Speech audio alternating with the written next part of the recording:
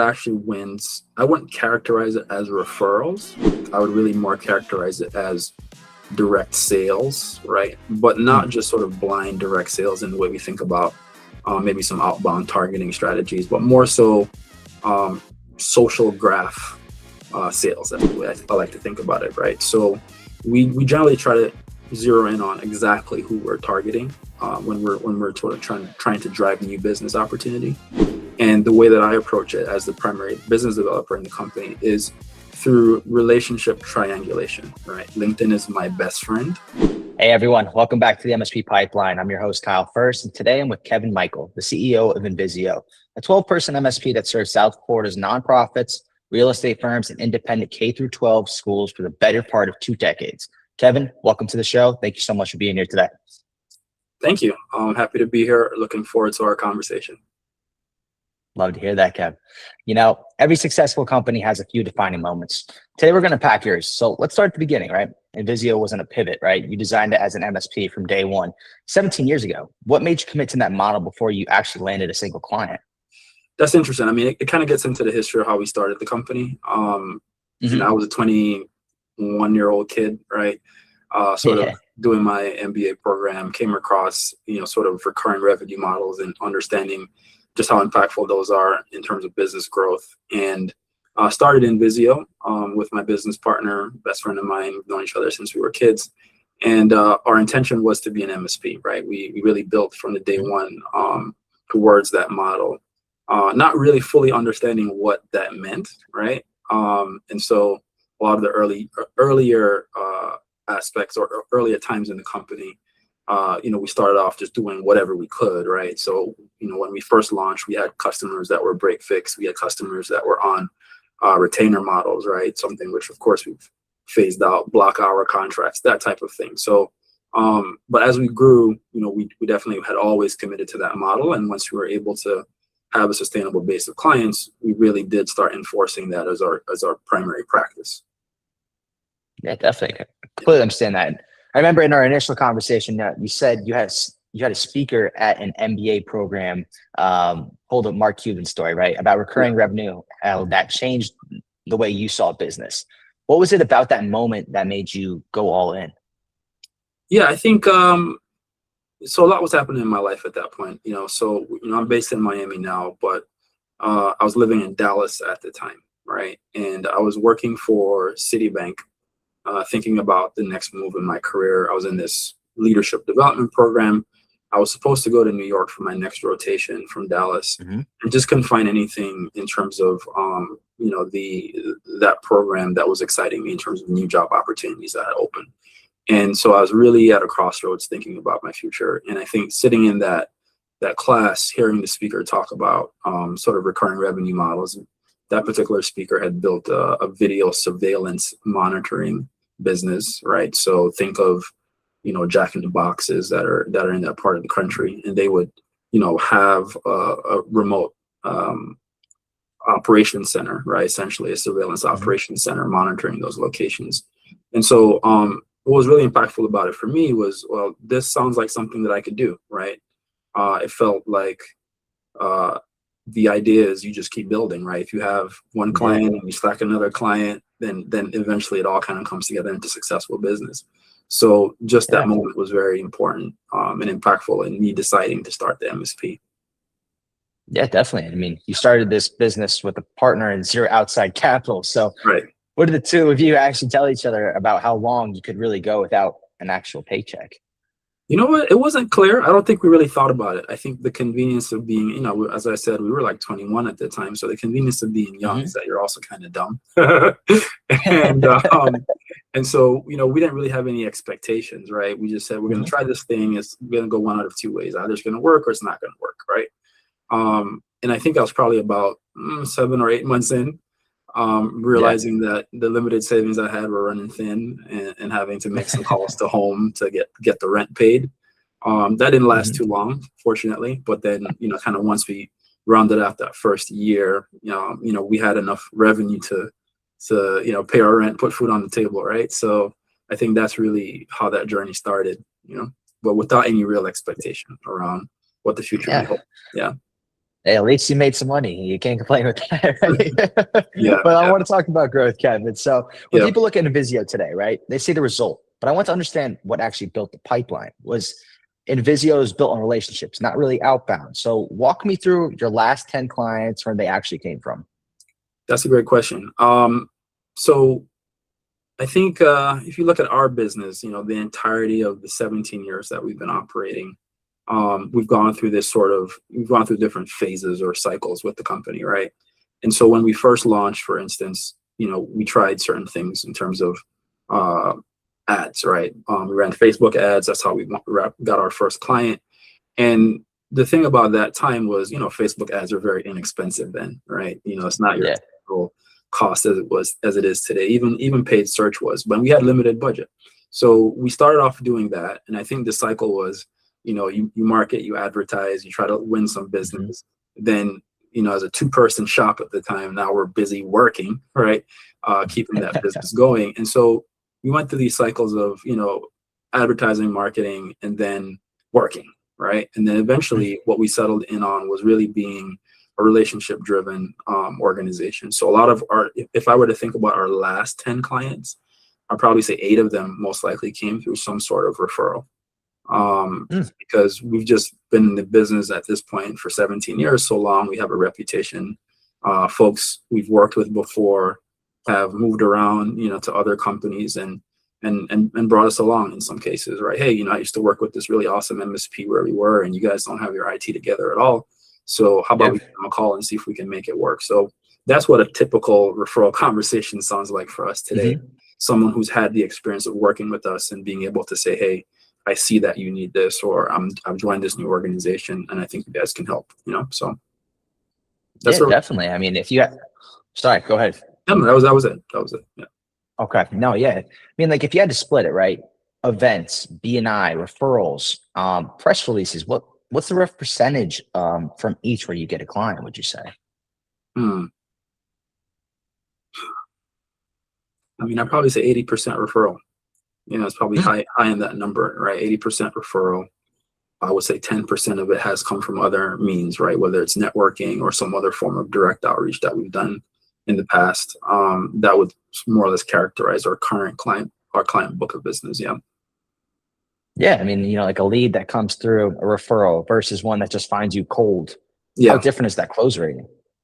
I mean, I mean, it's typical, right? Those that you find that are cold usually come in. I'd probably say around 20% close rate, right? It's one in Hmm. 5 shot generally. Whereas I would say one that comes in through referral is probably closer to 60% close rate, right? So a lot of that transitive trust that we get from that referral, goes a long way in helping to close the deal.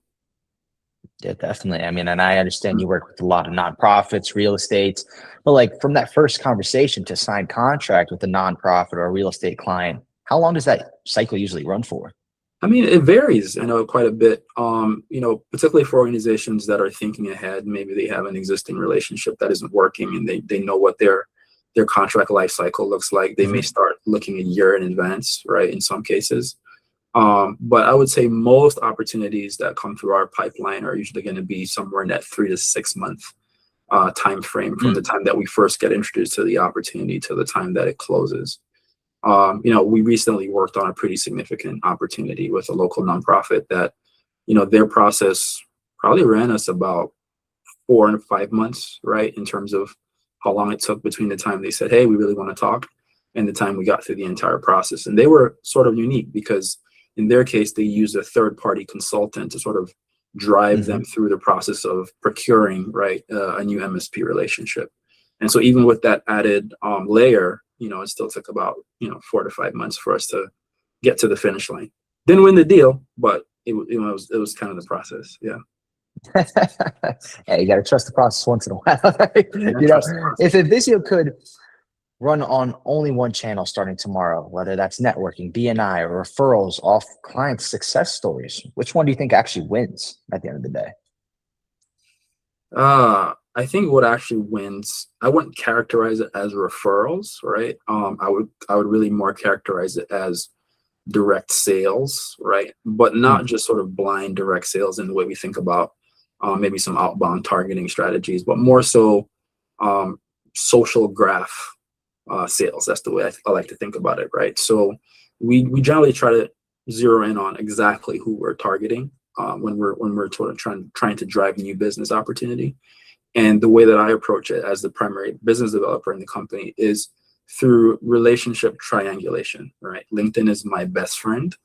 And because we've been so deeply embedded in this community, it's very typical that regardless of who the decision maker is, whether it's a COO or executive director, I'm usually connected to that person, through multiple people.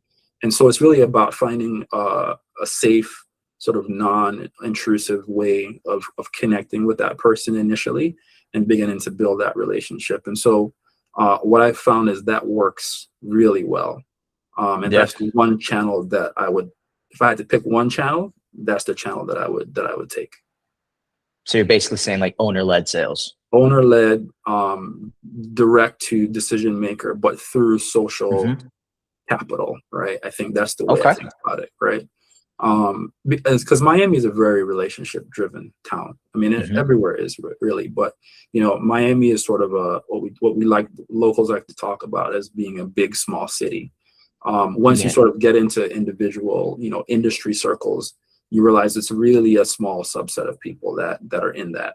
And so having had that investment in being in this market for so long, it really allows us to quickly touch pretty much anyone that we want to.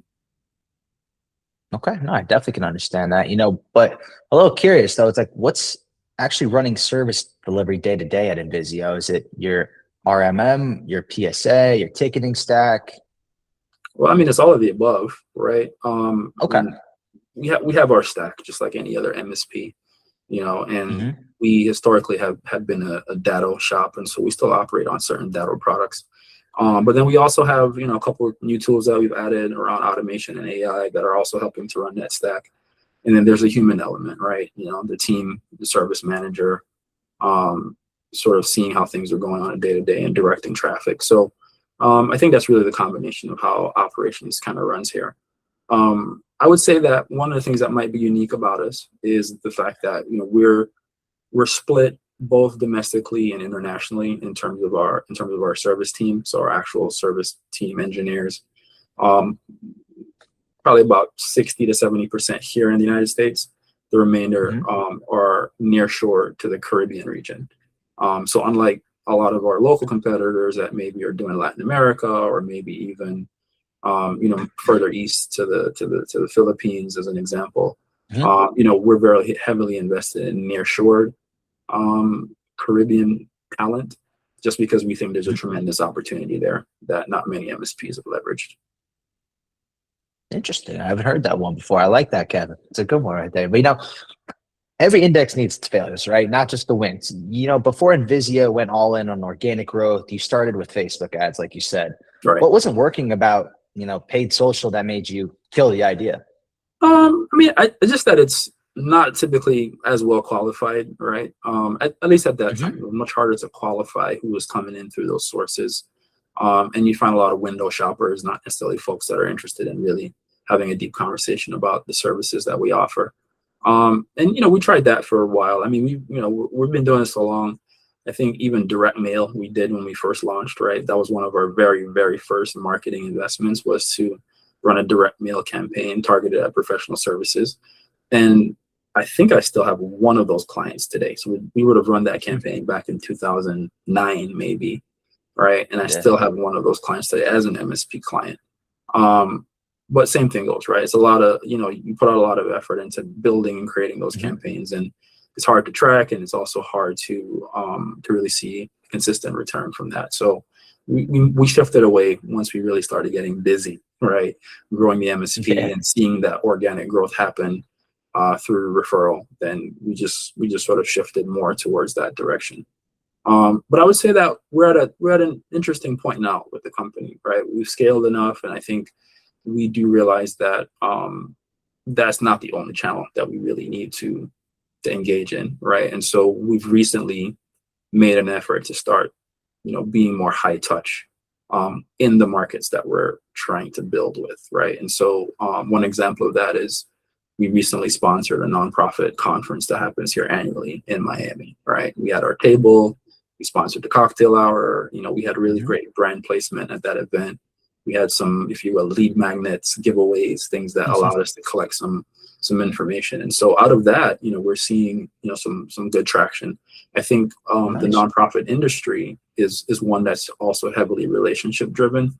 And they also truly believe in working with partners that understand that market segment, that have an affinity or just a general sense of what it means to work with organizations that are trying to have impact on local community.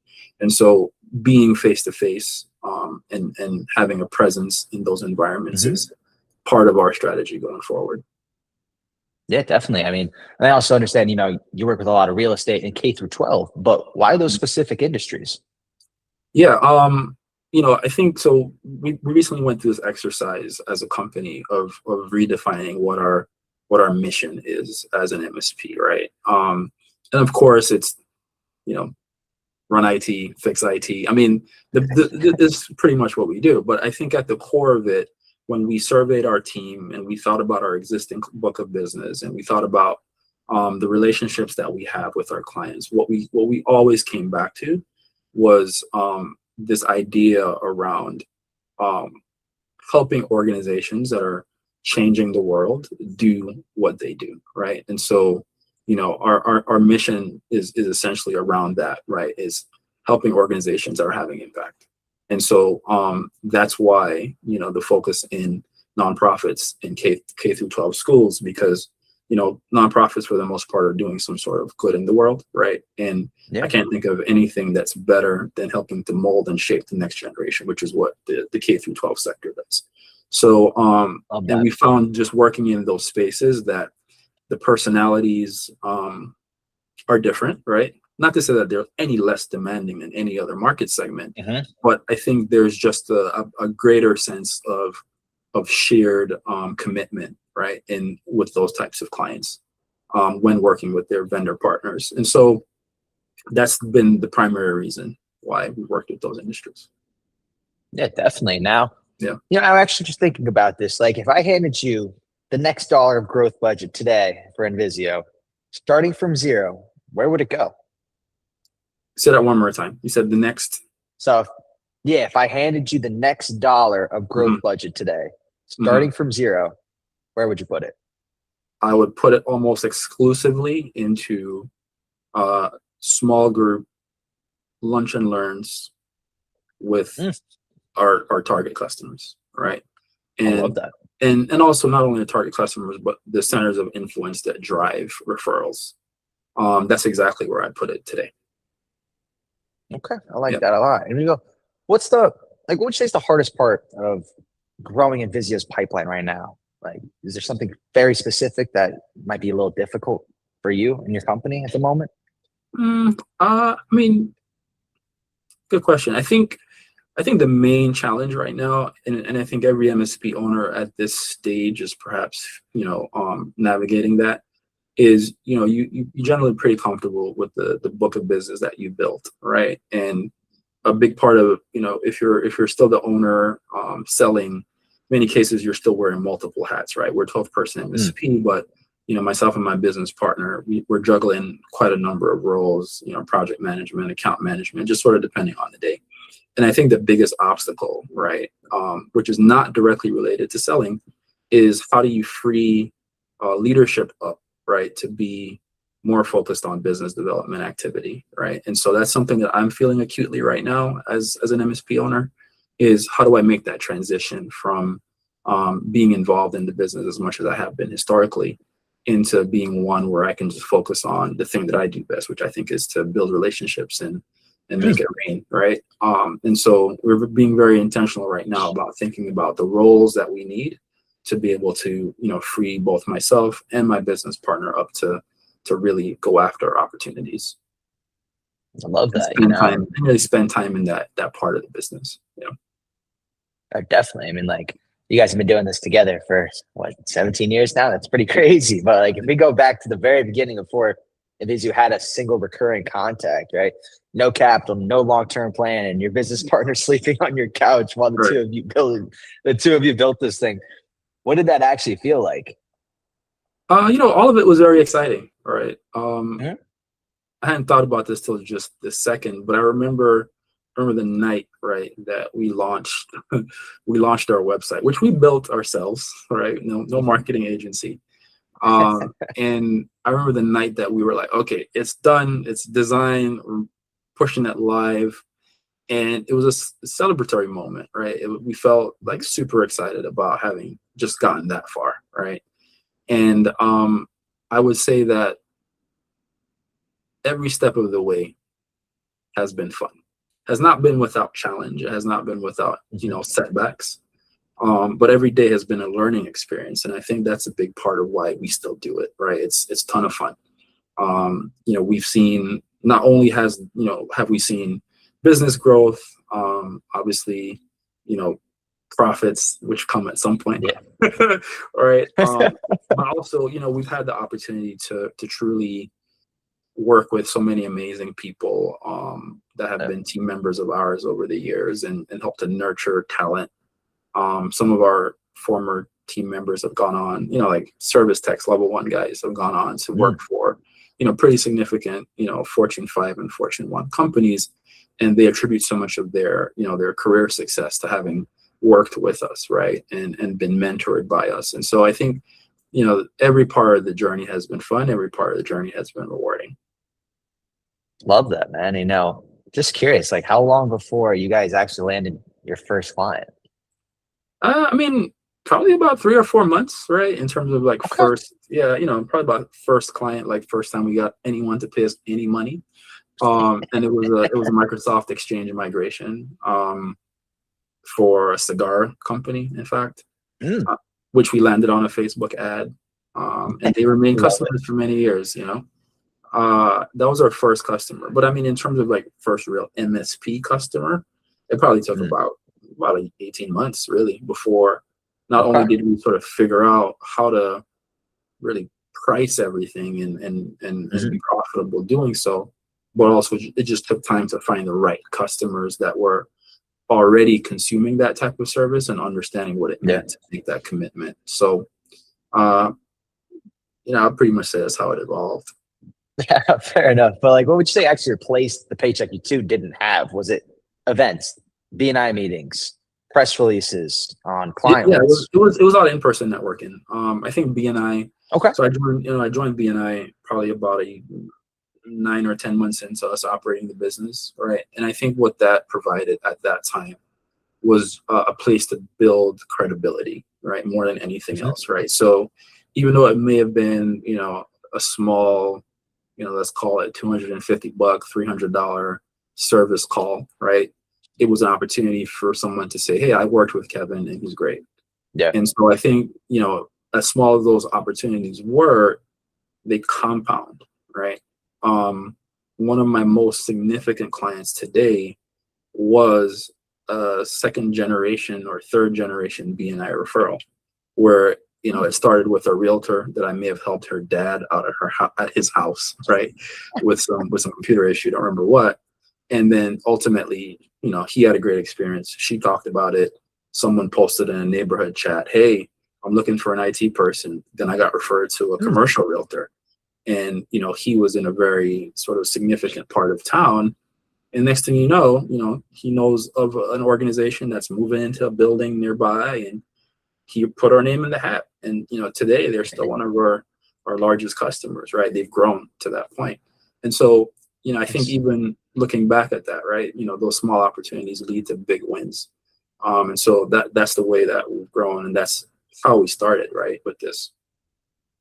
Yeah, definitely. I mean, if you and your co-founder hadn't already been grinding those community relationships during that lean stretch, do you think Invizio survives to become what it is today? No. I think if we had taken the approach that, we're going to just sit in our rooms, right, or apartment at the time and just run Facebook ads, and that was going to be the path to success, especially as a startup, if you will, with no track record, He and I were both in our early 20s, right? Like it wouldn't have happened the same way for sure. And as I said prior, this is a relationship town. You got to get into people's faces, start to really build credibility and be known. And I think that's a big part of why we are where we are today. Yeah, that's great. You guys look like you're doing a very good job so far. So I'm glad to hear about that. Thanks. But let's get into the rapid fire, Kevin. Okay. Are you ready for it? 100%. All right. So I got 8 questions for you. Don't really think too much. Just think on top of your head. Referral reputation. Let's see how this goes. Which one? Let's do that. Referral or reputation. Which one actually closes the deal faster? Reputation. Referral. Yeah, there we go. Okay, referral. Yeah. Chamber event or BNI meeting? Which has sent you a better client? Chamber event. Okay. What's an average Invizio client worth annually? Average Invizio client today is worth about 60 to 72,000 a year. Okay.